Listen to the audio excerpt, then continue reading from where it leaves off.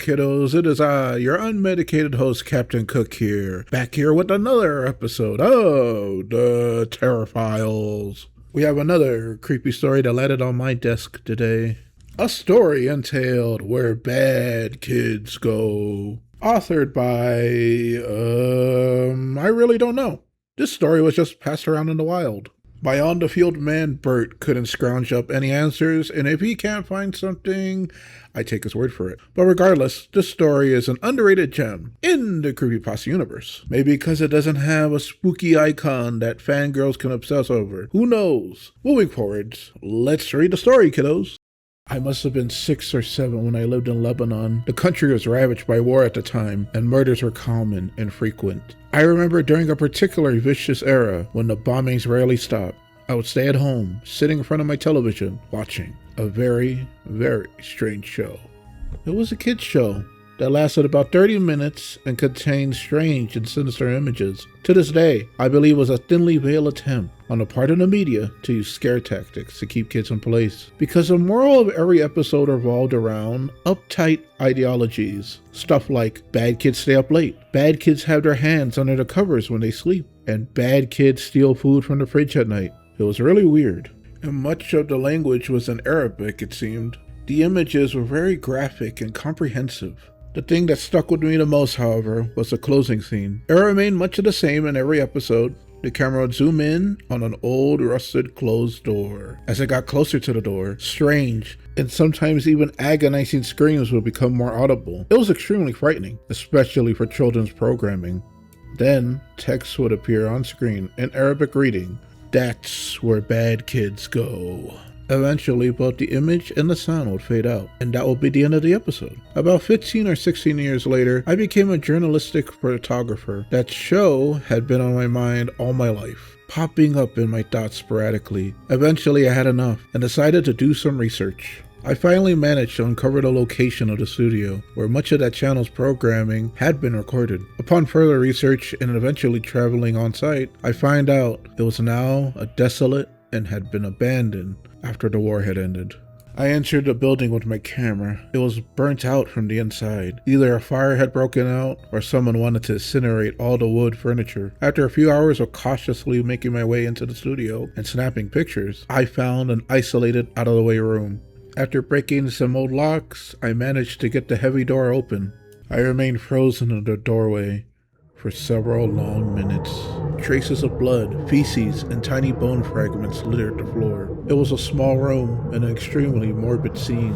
What truly frightened me, though, what made me turn away and never want to come back, was the bolted, caged microphone hanging from the ceiling in the middle of the room.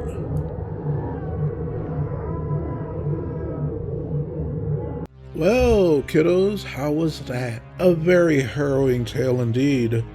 Let's get into depth here. Our protagonist lives in Lebanon. Now, I'm not going to pretend I know everything about this place because I'm a brain-dead moron. But using my context clues and a quick Google search, I could determine it's an Arabic country. And like I said, I know nothing about the place, but what I can assume is in wartime, those places aren't exactly nice to be at. The show our protagonist watched doesn't have a name, and certainly wasn't a kid-friendly show. I mean, have you seen Mr. Meaty? But this show was geared towards the children of Lebanon. This show was some fear-mongering propaganda to keep the kids in line. Kids in Lebanon can have a little childhood trauma as a treat.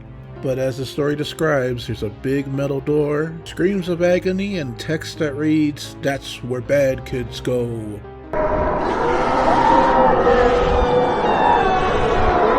I'm guessing the show is all like, "Look, that will happen to you, you little shit." A disturbing sight to behold, to be sure. Apparently, the show would always end like this, to really hammer home the message to the little kids of Lebanon. And our protagonist went to go searching for the source of his trauma. He soon discovers the same door and finds it's much worse than he really thought. The grisly sight, blood, bones, and feces in the center of a room with a caged microphone. And that's the beauty of this story, kiddos. There is no spooky monster, a haunting, or deranged conspiracy. It's only the sins of man. It's the painful, honest truth about man's cruelty and evil. We often make our own monsters in media we consume, but nothing is as scary as the horrors of reality. My theory for this story is very simple and seems the most logical. This show the protagonist watched and played prominently during war times, and if there's one thing that's a fact about war, it's that war is hell. Some folks use war to abuse their power and do whatever the hell they want. That locked room with the microphone wasn't necessarily trapping only children inside. I believe the broadcast station was owned by the Lebanese soldiers. They probably used the broadcast station not only for television, but for radio communications. And also housing captured enemies and whoever the soldiers didn't like. Those people were locked in that room for the longest time, starving, crying, wailing out in pain. There could have been torture and God knows what else happening in that place. Whatever was happening, however, it was all captured on that microphone, the sounds of tortured souls. But now, wartime is over. No use for soldiers. They're being relieved of duty. But those soldiers in the television station did some really bad things. And now, they're required to let out their prisoners of war, the same people they tortured. And those prisoners would certainly talk about the horrors they were subjected to. And those soldiers would be in the deepest of shits. So how did the soldiers solve this problem? They lit a match, torched the station to the ground with the prisoners inside. The protagonist noted that the broadcast station looked singed and burnt. It is very likely those bone fragments and such are the remains of the prisoners. I am sure if the protagonist looked around more, he would have found more evidence of this, but it was too much for him. Understandable.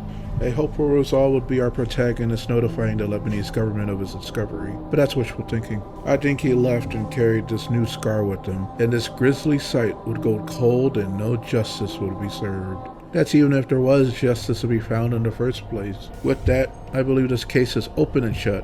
Moral of the story, kiddos, is we need to add SpongeBob into Lebanese TV lineups.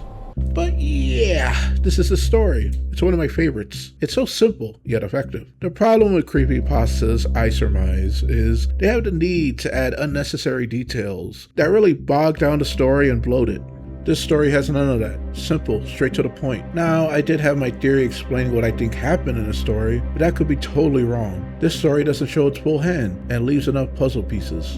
And that's what good horror should do. Make us fear the unknown. Making our own theories and ideas of what happened, that's what makes a story so compelling. It has stuck with me for a long time now, more than any creepypasta that I could think of.